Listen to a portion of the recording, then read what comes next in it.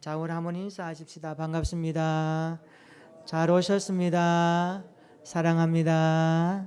네. 코로나 바이러스가 우리에게 많은 잃어버림을 가져다 주고 있습니다. 이것은 사회 전반적인 영역에 해당되는 문제입니다. 어른이나 아이 할 것 없이 가정은 가정대로 정치, 문화, 사회, 경제 그 어떤 영역에서도 코로나 바이러스는 우리의 생활에 많은 것들을 빼앗아 갔습니다. 아이들은 바깥 활동을 하지 못하고 학교도 가지 못하며 친구들과 자유롭게 뛰놀지도 못합니다. 공원이나 놀이터에서 놀 수도 없습니다. 부모님과 함께 여행도 제대로 할 수 없는 그러한 상황을 경험하고 있습니다. 뿐만 아니라 아빠 엄마와 함께 교회에 오는 자유로움도 빼앗아 버렸습니다. 예배가 조금씩 회복되고 있지만 아직도 조심하고 있는 상황입니다. 표현하지 않을 뿐이지 어른이나 아이 할 것 없이 코로나 바이러스는 우리에게 정신적으로, 관계적으로, 정서적으로 그리고 종교적으로 잃어버림을 우리에게 많이 갖다 주었습니다. 최창일 씨가 쓴 살아있는 동안에 해야 할 101가지라는 책에 보면 83번째 83번에 이런 내용을 기록합니다. 사랑하는 사람과 가슴으로 이야기해 보세요. 눈물이 흐르는 슬픔은 아픔도 아닙니다. 그리움만이 사랑은 아닙니다. 무릎을 꿇었다고 항복한 것은 아닙니다. 물결이 보이는 강물은 흐름이 아닙니다. 마음을 열어봅시다. 큰 슬픔에 눈물이 나는지, 사랑에 그리움이 있는지, 진정한 사랑은 보이지 않습니다. 사랑을 기다린다면 그것은 사랑이 아니었을지 모르겠네요. 진정한 사랑과 진정한 반성은 형상이 없습니다. 사랑하는 사람과 이야기할 때 느껴지는 가슴 속에 짜릿짜릿한 그 무엇이니까요. 이런 내용을 기록합니다. 진정한 사랑은 고독함에 힘들어하는 상대방을 자신의 말로 위로하기보다 그 사람의 마음으로 들어가서 진정한 사랑을 공유하고 함께 아파하는 거라고 그는 말합니다. 5월은 가정의 달입니다. 가정을 만드신 하나님의 목적대로 우리의 가정들이 다시 한번 행복으로 하나님을 경외하는 믿음의 가정으로 채워지시기를 축복합니다. 시인이자 아동 문학가인 최여손 목사님이 가정에 관한 시를 이렇게 적었습니다.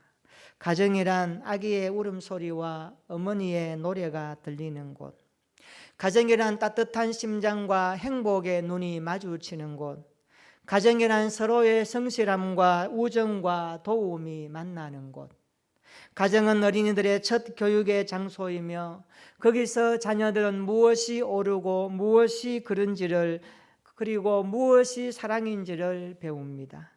상처와 아픔은 가정에서 삼해지고 슬픔은 나눠지고 기쁨은 배가 되며 어버이가 존경받는 곳, 왕궁도 부럽지 않고 돈도 그다지 위세를 부리지 못하는 곳이 좋은 가정입니다. 이런 이야기를 합니다. 그렇습니다. 우리 인생의 가정, 하나님이 만드신 최초의 공동체라고 하죠. 정말 오늘 가정이 많이 흔들리는 시대에 5월 첫째 주일 가정의 달 어린이 주일을 맞이하여 오늘 말씀을 통하여 우리의 가정을 다시 한번 돌아보고 주님이 원하는 가정이 무엇인지를 만들고 다듬고 세워가는 하나님의 손길이 머무는 우리 교회 믿음의 가정들 되기를 진심으로 기도합니다. 성경에 보면 시편은 성경 가운데 좀 특이한 책입니다. 왜 특이한가 하면 시편은 150편까지 되어 있는데 성경에서 가장 분량이 많은 책입니다. 분량이 많다는 것은 할 말도 많다는 거겠지요. 하나님이 시편을 통하여 하시고 싶은 말씀도 많다는 거겠지요. 그리고 성경에서 시편은 가장 긴 장도 있지만 가장 짧은 장도 있습니다. 시편 119편 같은 경우에는 176절까지 이르는 큰 장입니다. 그리고 117편 같은 경우는 2절로 된 장으로 이루어져 있습니다. 그만큼 이 시편은 좀 특이한 책입니다. 시편은 성경의 어느 책보다도 많은 저자들이 하나님의 말씀을 적었습니다. 다윗, 아삽, 고라 자손들, 솔로몬, 모세, 헤만과 에단, 그 밖의 인물들이 시편을 기록했습니다. 그리고 시편은 완성되기까지 적어도 900년에서 1000년의 기간 동안 기록된 장기 프로젝트 가운데 기록된 책입니다. 여러분 1000년 동안 책을 기록한다는 거 어마어마하지 않습니까? 그러니까 우리는 이 시편을 통하여서 하나님의 숨결을 강하게 느껴야 됩니다. 경주에 가면 신라 천년의 고도 경주 가면 뭘 느낍니까? 참 고즈넉하다. 신라 천년의 역사.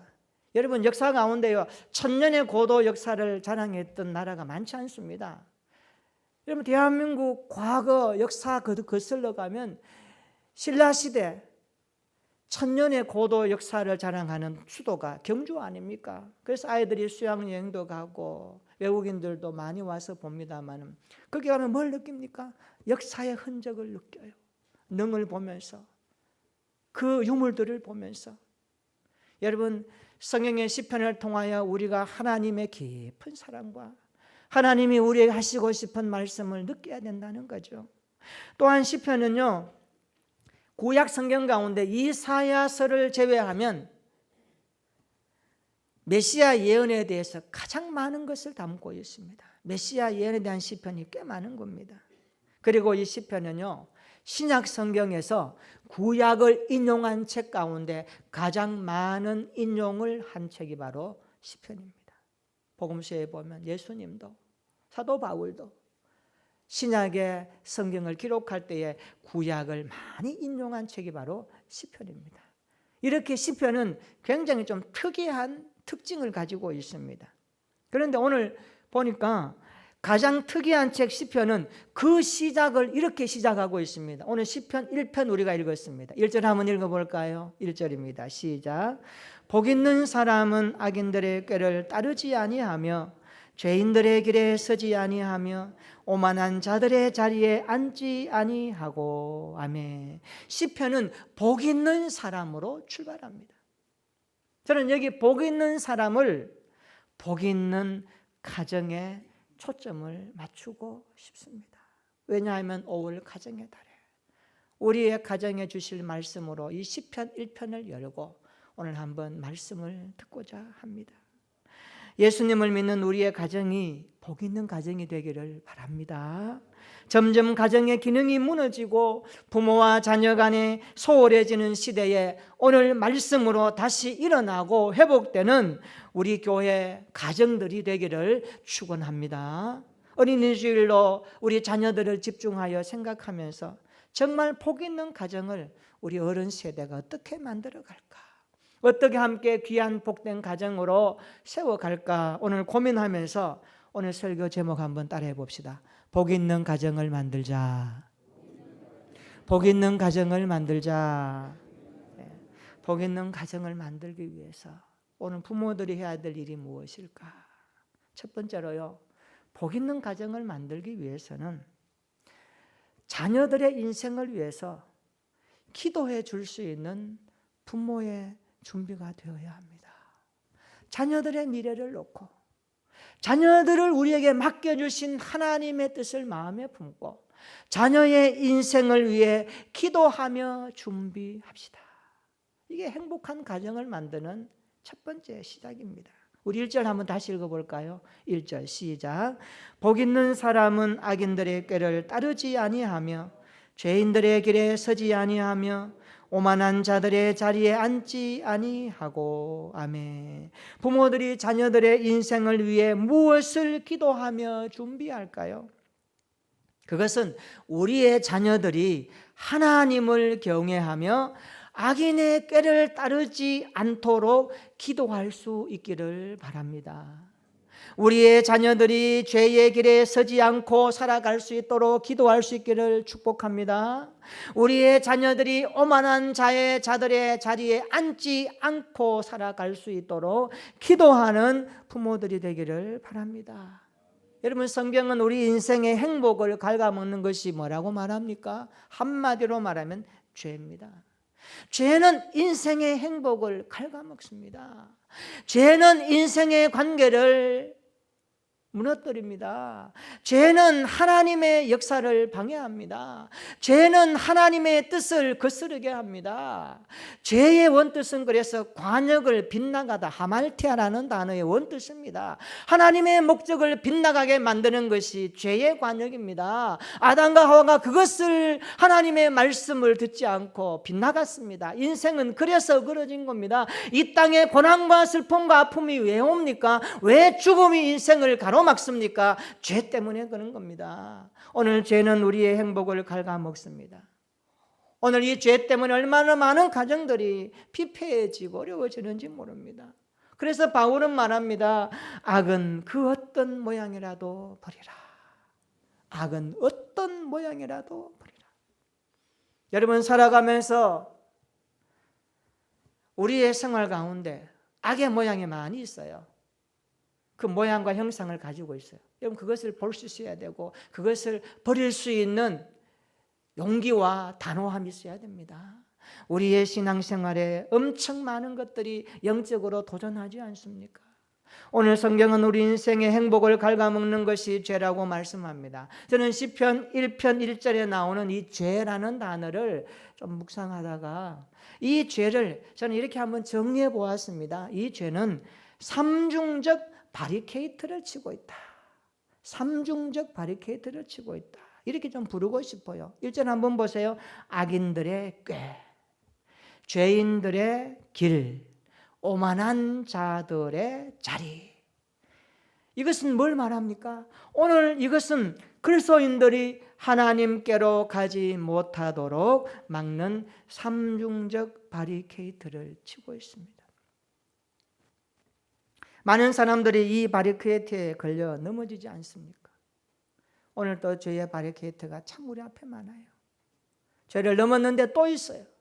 또 바리케이트를 치고 넘어지 못하도록 해요. 하나님께 가지 못하도록 해요. 악인들은 악한 길을 도모하다가 뭘 합니까? 길을 만듭니다. 악한 길이 있어요. 그 길에서 사람들이 하나 둘씩 모입니다. 악을 꾀하니까, 도모하니까 그 길에 모이는 거예요. 악을 도모하는 길에 사람들이 모여요. 욕심이 잉태하면 죄를 낳는데 욕심이 많는 사람들은 모이게 돼 있어요. 같은 방향을 보고 있어요. 그래서 그 길에서 만난 사람들이 하나 둘씩 모여서 한 자리에 앉으면 식사하게 되고 이야기하게 되고 그 악한 꾀에 대한 길을 도모하게 됩니다. 이 죄의 세력은 걷잡을 수 없이 퍼져나갑니다. 이것이 오늘 1절에서 말씀하는 이 죄가 우리에게 주는 삼중적 바리케이트의 영향력입니다. 그러나 성경은 말씀합니다. 악인들은 바람에 나는 겨와 같도다. 따라서 합시다. 악인들은 바람에 나는 겨와 같도다. 여러분, 시골에서 농사하신 분들 알죠? 가을에 추수하면 쭉정이와 알곡이 어디에서 결판 납니까? 바람을 불어보면 결판 나는 거예요. 바람 불 때 알곡은 떨어지지만 쭉정이는 바람에 날아가 버립니다. 악인은 바람에 나는 겨와 같도다. 이것을 오늘 5절에 보십시오. 뭐라고 합니까? 악인들은 심판을 견디지 못하며라고 말씀합니다. 하나님은 악한 꾀를 도모하는 악인들을 반드시 심판하겠다고 말씀합니다. 마지막 날에 하나님은 죄를 도모하는 악인들을 반드시 심판한다라고 성경은 말씀하고 있습니다. 계시록에서 5절 한번 보십시오. 죄인들이 의인들의 모임에 들지 못하리로다. 십자가의 피로 구원받은 의인들만이 천국에 들어가는데 악인들은 거기에 올 수도 없다라고 말씀하고 있습니다. 사랑하는 성도 여러분, 우리의 자녀들이 하나님을 경외하며 악한 꾀를 따르지 않고 죄인들의 길에 서지 아니하며 오만한 자들의 자리에 앉지 않도록 자녀들의 인생을 위해 부단히 기도할 수 있는 오늘 우리 모두가 되기를 축원합니다. 그러면 악한 꾀를 따르지 않고 죄인들의 길에 서지 않으며 오만한 자들이 앉지 않는 삶을 어떻게 살 수 있을까요? 어떻게 이것을 분별할 수 있을까요? 우리 2절 한번 읽어볼까요? 2절 성경은 이렇게 기록합니다. 시편 1편 2절 시작.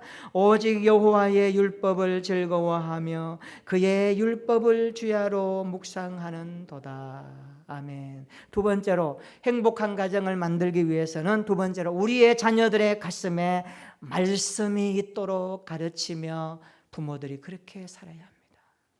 우리 자녀들의 가슴에 하나님의 말씀이 있도록, 하나님의 말씀이 남아있도록 부모가 그것을 가르쳐야 됩니다. 마땅히 행할 길을 아이에게 가르치라. 그리하면 늙어도 그것을 떠나지 아니하라. 뭡니까? 무엇을 떠나지 않아요? 떠나지 않기 위해서는 마땅히 행할 길을 가르쳐야 합니다. 마땅히 행할 길의 원리와 본질이 뭡니까? 말씀이에요. 말씀을 앞에 놓고 인생을 볼 수 있도록, 말씀을 앞에 놓고 우리 인생의 미래를 바라볼 수 있도록 마땅히 행할 길을 아이에게 가르치며 우리의 자녀들의 가슴에 말씀이 있도록 가르치는 부모, 행복한 가정을 만드는 모습이에요. 2절 한번 다시 보세요. 우리들의 가슴에 말씀이 있게 하는 방법까지 말씀합니다. 뭐라고 하죠? 여호와의 율법, 말씀을 즐거워하라. 첫 번째는 뭐예요? 말씀을 사랑해야 됩니다. 하나님의 말씀을 사랑하는 자녀들로 살아갈 수 있도록. 그리고 두 번째 뭡니까? 그 말씀을 주야로 묵상해야 합니다. 여기 묵상하라 이 말씀은요, 반복하여 말씀을 꾸준히 생각하고 음미하라는 겁니다. 마치 소가 여물을 먹고 되새김질 하듯이 묵상은 되새김하다라는 뜻이 있거든요. 말씀을 곱씹고 음미하고 되새깁니다. 그것이 말씀이죠. 그래서 주야로 묵상할 때에 정서적이며 이성적이며 영적인 판단의 기능을 바르게 작동하게 되어 있습니다. 죄가 무엇이며 무엇이 악한 것이며 하나님이 무엇을 기뻐하시는지를 체크할 수 있는 기능이 어디서 나옵니까? 말씀 통하여서 우리에게 나오는 거예요. 오늘 우리의 자녀들의 가슴에 이런 말씀이 심겨져서 하나님을 경외하며 악에 빠지지 않고 하나님을 영원토록 즐거워하며 항상 하나님이 기뻐하는 우리 자녀 손들 되도록 오늘 부모들이 어린이 주일에 하나님이 맡겨주신 자녀들을 통하여 그렇게 가르치고 훈계하고 그렇게 말하고 기도하며 우리의 가정을 복된 가정으로 만들어가는 일에 함께 동력하는 우리 모든 성도들 되기를 주님의 이름으로 축원합니다. 한 젊은이가 있었습니다. 그는 유학자 집안의 독자로 태어났습니다. 나이 16살에 과거 시험을 보았지만 낙방했습니다. 그래서 사업이나 해야 되겠다라고 하면서 사업을 했는데 친구 잘못 만나가지고 친구로부터 큰 사기를 당하고 맙니다. 전 재산 잃어버리고 나서 그때부터 이 젊은이는 방탕하기 시작합니다. 술을 마시고요, 동네 사람들을 힘들게 하고요, 정말 개망난이로 그렇게 살아갑니다. 사람들이 그를 향하여서 걱정합니다. 쟤 왜 저래? 그러던 어느 날 장터에서 있는데 한 사람이 와서 전도지를 그에게 전해줍니다. 그 전도지를 받아보니까 그 전도지에는 이런 문구가 기록되어 있었습니다. 베드로전서 1장 24절로 25절입니다. 모든 육체는 풀과 같고 그 모든 영광은 풀의 꽃과 같으니 풀은 마르고 꽃은 떨어지되 오직 주의 말씀은 세세토록 있도다. 이 젊은이가 이 말씀 읽는 중에 마음이 울컥했습니다. 이 말씀에 자극을 받아서 교회를 나가봐야 되겠다라고 생각을 합니다. 그래서 그 다음 주에 교회를 갔습니다. 1900년 봄에 그가 교회에 갔을 때에 미국인 선교사 스왈렌이라고 하는 그 선교사님이 설교를 하고 있는데 설교 제목이 영생이라는 설교 제목입니다. 그 말씀을 듣는 중에 마음의 감동에 대해서 야, 내 기독교에 대해서 관심을 좀 가져야 되겠다 라고 하는 마음이 막 불현듯 일어납니다. 그래서 성경을 읽기 시작합니다. 읽다가 성령을 체험하고 죄가 깨달아지고 내 인생이 어떤 것인가에 대해서 성경을 통하여서 보기 시작합니다. 내가 이렇게 살아가는 것이 얼마나 죄라는 것을 느끼기 시작합니다. 1901년 1월 달이었습니다. 그는 결심을 하고 자기 부인과 어머니를 데리고 교회에 가서 신앙 고백을 합니다. 그리고 스왈렌 선교사님으로부터 세례를 받습니다. 이후에 그는 하나님의 부름을 받고 평양신학교에 입학하여 신학을 공부합니다. 목사 안수를 받았습니다. 그가 목회를 하는데 얼마나 하나님이 역사하시고 성령의 기름 부으심이 일어나는지, 말씀을 전하면 병든 자들이 막 일어나는 거예요. 막 치료가 일어나고 회복이 일어나고 하나님의 강력한 일하심이 막 나타나는 거예요.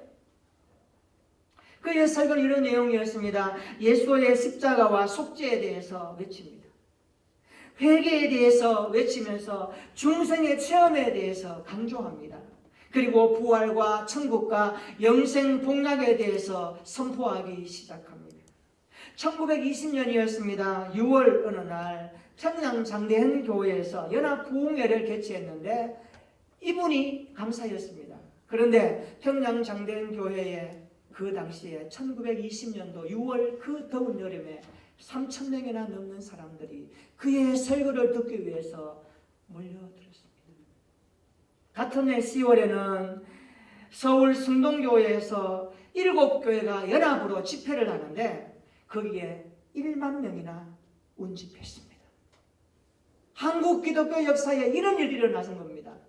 이분이 바로 김익두 목사님. 한국 기독교 역사에 김익두 목사님은 걸출한 신앙의 위인입니다. 이 젊은이에게 인생의 전환점이 무엇으로 결판났습니까?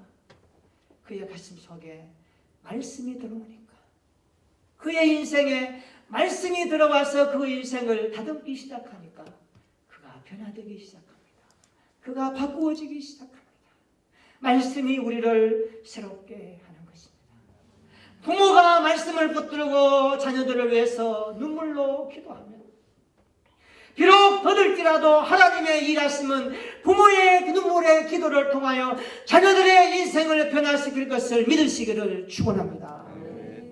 이것이 하나님이 우리에게 주시는 5월 가정의 달의 메시지입니다. 우리의 가정이 행복하기를 원하십니까? 우리의 가정이 기쁨과 감격함으로 하나님을 영원하게 하기를 원하십니까? 자녀들의 인생을 앞에 놓고 기도하는 부모가 되기를 축원합니다. 얘야, 악인의 길은 가면 안 된단다. 오만한 자들의 자리에 앉지 말아야 된다. 죄인들의 길에 서지 말아야 된다. 오직 여호와를 경외하는 것이 너가 사는 인생의 본분이란다. 너 안에 여호와의 말씀이 있어야 된다. 하나님은 너를 사랑하신단다. 너 인생을 향한 하나님의 일하심이 십자가 위에서 구원으로 나타났단다. 오늘도 그 하나님은 너를 위해서 성령을 보내주시며 너와 함께 하신단다. 너가 길을 가든지 무엇을 하든지 먹든지 마시든지 너의 인생의 주인은 여호와 하나님이란다. 그 하나님을 경외하는 것이 인생의 본분이요 참된 가치란다. 가르치고 훈계하고 기도해주며 그 자녀를 위해서 아름다운 가정으로 만들어가는 우리 교회 모든 성도들 되기를 주님의 이름으로 축원합니다. 오늘 말씀해 보니까요, 자녀들의 가슴에 말씀이 있으면, 아니 우리 인생 그 어떤 사람일지라도 그 마음에 살아있는 여호와의 말씀이 심겨지면, 여호와의 말씀의 씨앗이 떨어지면 그 인생은요 가뭄을 경험하지 않는다 그랬습니다. 그 인생은 가물지 않는다라고 말씀합니다. 이런 3절 한번 보세요. 뭐라고 합니까? 그는 시냇가에 심은 나무처럼 철을 따라 열매를 맺습니다. 잎사귀가 마르지 아니합니다. 모든 일에 하나님의 돌보심을 경험하며 형통의 삶을 누리게 됩니다. 이 말씀이 우리 자신과 우리의 가정과 자녀들의 인생에 그대로 나타나기를 축원합니다. 우리의 자녀들의 인생 가운데 가뭄이 없고 시절을 따라 풍성한 열매, 아름다움이 하나님께서 주심으로 말미암아 누릴 수 있는 복된 가문과 후대들 되기를 진심으로 기도합니다. 뿐만 아니라 6절 한번 보십시오. 여호와께서 인정하시는, 여호와께서 아시는 우리의 자녀들이 되기를 원합니다. 의인의 길을 끝까지 걸어갔어. 우리의 자녀들이 하나님 앞에 서는 그날에 흔들림이 없이 믿음의 길을 잘 걸어갈 수 있도록 오늘 성경은 우리에게 말씀하고 있습니다. 참으로 시대를 바라보면 코로나 바이러스로 인하여서 많은 것을 잃어버렸다고 할지라도 우리의 가정의 신앙만큼은 잃어버리지 않기를 축원합니다. 우리의 믿음만큼은 손실되지 않기를 원합니다. 다른 것은 다 좀 어려워요. 시대가 그러니까 어떻게 할 수 없잖아요. 그러나 하나님 우리에게 주신 구원의 감격, 믿음의 역사만큼 하나님의 약속을 믿고 살아가는 구원의 백성들을 향한 하나님의 일하신 만큼은 오늘도 계속되기에, 계속 일하실 것을 기대하기에, 오늘 코로나 바이러스가 우리에게 많은 것을 잃게 하였을지라도 우리의 가정의 신앙만큼은 뺏기지 않고 무너지지 않고 다시 한번 세워지고 확인되어져서 우리의 가정들이 주님을 기쁘시게 하는 아름다운 가정들이 다 되시기를 축원합니다.